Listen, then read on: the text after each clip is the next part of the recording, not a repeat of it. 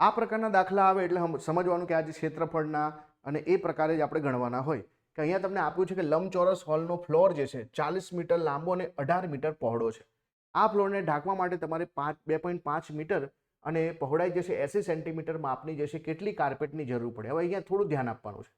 તમને જે છે અહીંયા જે આંકડા આપ્યા છે મીટરમાં આપ્યા છે અને જ્યારે ફ્લોરની જે છે ઢાંકવા માટે જે છે લંબાઈ 2.5 મીટર આપી છે, જ્યારે પહોળાઈ જે છે 80 સેન્ટીમીટર આપી છે. તો આપણે જે છે અહીંયા શું કરીએ, સૌથી ઉપર તો લંબચોરસ હોલનું જે છે ક્ષેત્રફળ કેટલું આવશે, 24x18 આવશે. કેટલું આવશે? 24x18 આવશે. આ ટોટલ ક્ષેત્રફળ થઈ ગયું. અને આપણે એને ઢાંકવા માટે જે છે નાની નાની જે છે કાર્પેટ લાવવાની છે કે જેની જે છે પહોળાઈ 2.5 મીટર છે પરંતુ લંબાઈ 80 સેન્ટીમીટર છે. 80 સેન્ટીમીટર જે છે આપણે કેવી રીતે લખી શકીએ, એને મીટરમાં ફેરવવા પડે અને મીટરમાં ફેરવવા હોય તો જે છે 0.8 લખી શકાય. તો 0.8 ના બદલે 8/10 લખું છું. તો આપણો આ જવાબ થઈ ગયો. હવે જે છે આપણે સિમ્પલ શું કરવાનું છે, આ 25 છે તો આ 25 જે છે અહીંયા બીજું એક 0 આપણે એડ કરી દઈશું એટલે 2.5 ના બદલે શું થઈ જશે, 2.5 ના બદલે જે છે 25 થઈ જશે. તો 25 ચોક 100 થઈ જશે.